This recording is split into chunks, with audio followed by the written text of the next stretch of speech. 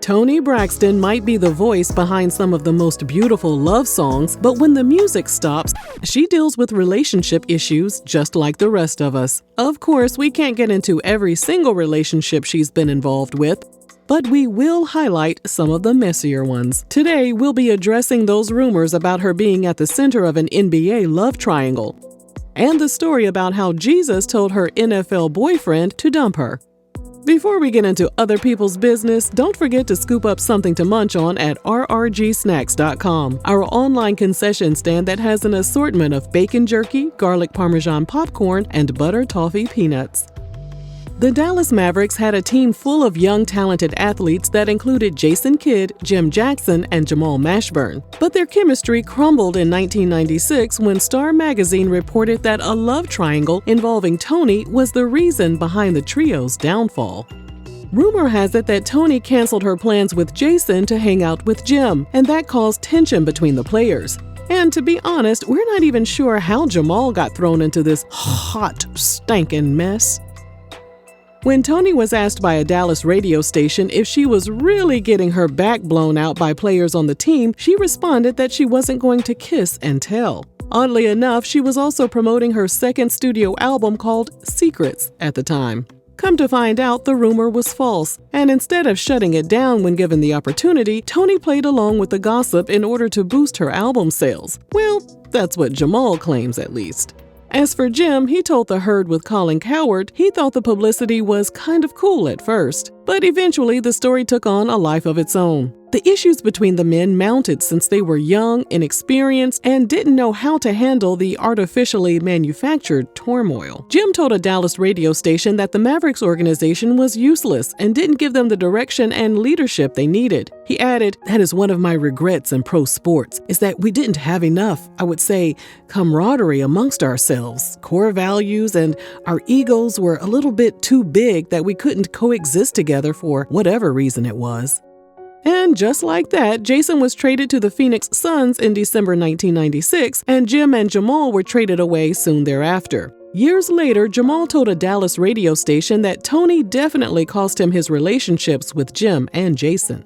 As the smoke settled from that situation, Toni started dating New England Patriots running back Curtis Martin. She eventually found out he lied about his age and was 6 years younger than her. But she didn't care. She knew almost immediately that their relationship had long-term potential.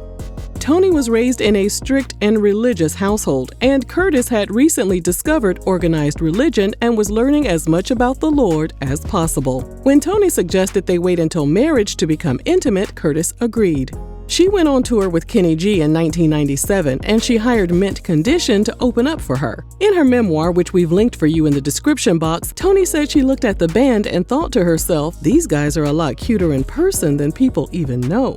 They started spending a lot of time together after the shows, and she noticed that Carrie Lewis, who played keyboard and guitar for the band, was extremely kind, sweet, and helpful. A bond naturally developed, and when the tour stopped in their respective hometowns, they met each other's families. Even though Toni was still dating Curtis at the time, she got a little ticked off when Carrie mentioned he had a girlfriend back home in Minnesota. Toni admitted in her memoir that she was sure that Curtis was the man she wanted to be with, and she was committed to him in every way. However, she couldn't deny the connection she had with Carrie. But Toni had other things to deal with. She was running out of money, and her debts were mounting. Her record company was recouping the money for the expenses related to her album and tour, which left Toni with about $2,000 to live off of. In December 1997, she filed a lawsuit against her record labels to claim the money she was rightfully owed. And in January 1998, she filed for bankruptcy. While auditors assessed the value of her belongings, her bank accounts were seized and her credit cards were frozen. So Curtis gave her $10,000 in cash to cover her living expenses. Her bankruptcy filing coincided with a major shift in their relationship. Although Curtis remained supportive, he imposed new restrictions on her. He decided they should stop touching each other below the neck, and he would abruptly pull away in the middle of making out so that things wouldn't escalate. Toni wrote in her memoir, "At a time when my whole world was falling apart, I really needed his consolation, not more rules." And then Curtis started making statements like, "You're going through this bankruptcy because God wants you to get back with him. He wants you to let go of all these materialistic things." A couple of months after filing, she flew to Pittsburgh to spend time with Curtis, and that's when he told her, "Jesus told me we had to break up."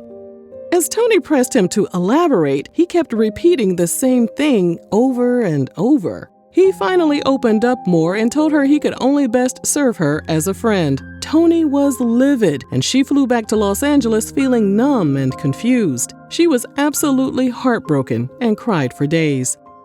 Curtis went on to be inducted into the NFL Hall of Fame. He married a woman named Carolina in 2010, and he's now a father, businessman, and philanthropist. Okay, now back to Toni. In January 1999, she reached an agreement with her record label and received a check for $20 million. After paying her legal fees and taxes, she was left with about $7 million to rebuild her life. She bought back her Grammy Awards that had been seized during her bankruptcy trial, her designer dresses, and other valuables. She moved to Atlanta and bought a home, set up a retirement account, and bought some life insurance. Meanwhile, Carrie's relationship fizzled out, and he and Toni grew closer together. They spent hours writing songs in the studio, and they finally realized their connection was deeper than a friendship. In 1999, they started dating. Things got physical, and Toni wound up pregnant. She decided to terminate the pregnancy, and it was a decision she would regret for the rest of her life.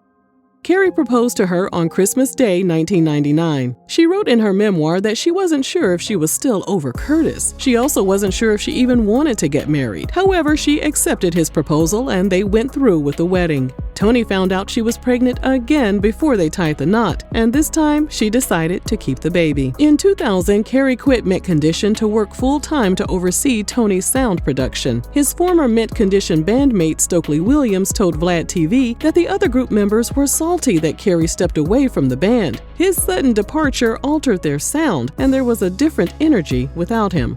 According to Stokely, it appears that most, if not all, of the band members were invited to Toni and Carrie's wedding. However, Stokely was the only one that showed up. He told Vlad TV that life was too short and he wanted to be there to wish Carrie and Toni well. Carrie and Toni signed a prenup and became husband and wife in April 2001.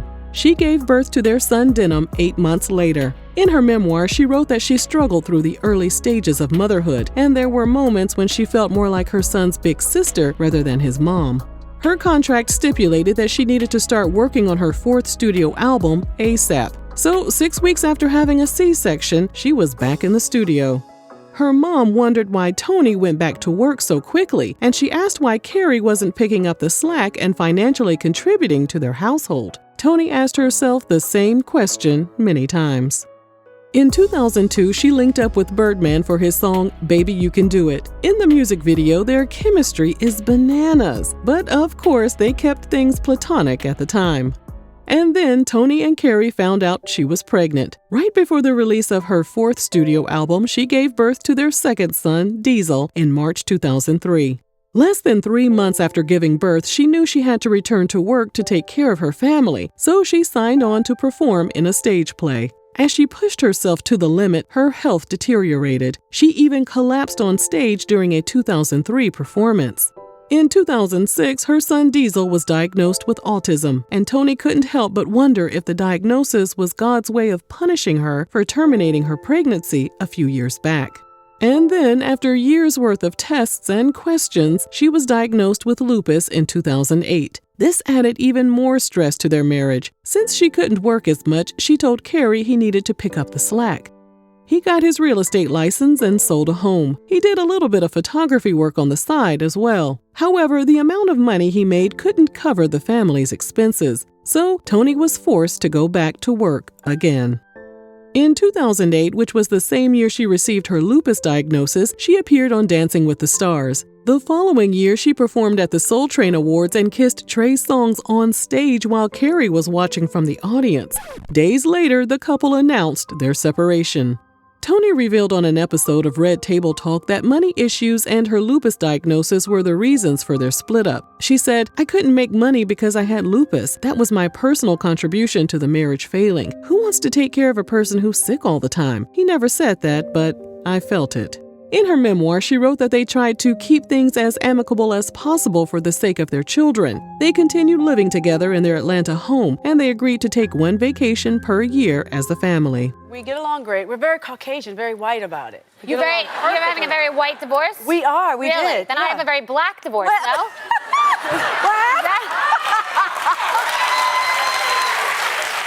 Toni told Access Online that although her mom kept pushing her to expand her dating options and start playing in the snow, Toni wasn't quite ready to jump back into the dating world. Perhaps she wasn't ready because she and Carrie started dating again after they split up. However, their second shot at love only lasted about a year and a half before they broke up for good. In their divorce settlement, Toni had to pay him alimony, and Carrie was ordered to pay $2,000 per month in child support.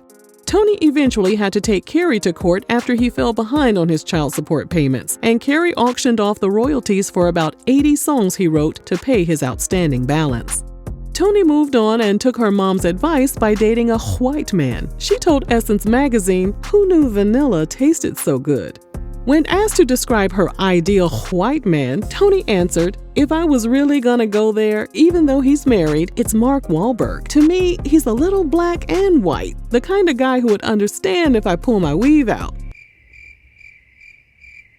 Clearly, Mark wasn't interested, but in February 2012, she was linked to Eddie Murphy, although that situation eventually fizzled out. While her fans were itching for her to give her collaborator Babyface a chance, Toni confirmed to The Breakfast Club that he would never look at her as a romantic prospect. She was finally able to find love with her longtime friend Birdman. They made their red carpet debut in 2016, and months after becoming an item, Birdman surprised her with a Bentley SUV. They released the song Heart Away in January 2018, and the following month he popped the question, and she said yes. Toni told E's Daily Pop that he told her to pick a wedding date ASAP because he wanted to get married before the end of the year.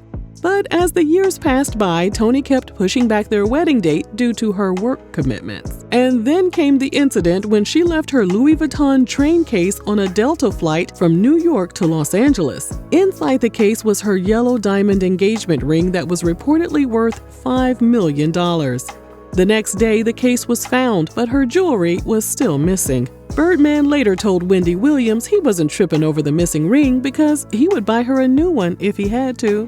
In January 2019, they unfollowed each other on social media, and Birdman also posted the words, "It's over," on his Instagram story. Months later, he told Wendy Williams it was all a publicity stunt. A source told Hollywood Life that their relationship was solid and they didn't mind all the public drama because it brought more attention to Toni's reality show, Braxton Family Values. As of this video, we're not sure if they're still together. During a 2020 radio interview, Toni said they were intentionally being more private to keep outsiders out of their business. Whatever's going on with them, we wish them the best, and hopefully Toni is keeping an eye out for the red flags this time around. If you enjoyed this video, let us know down below, and thanks for watching RRG.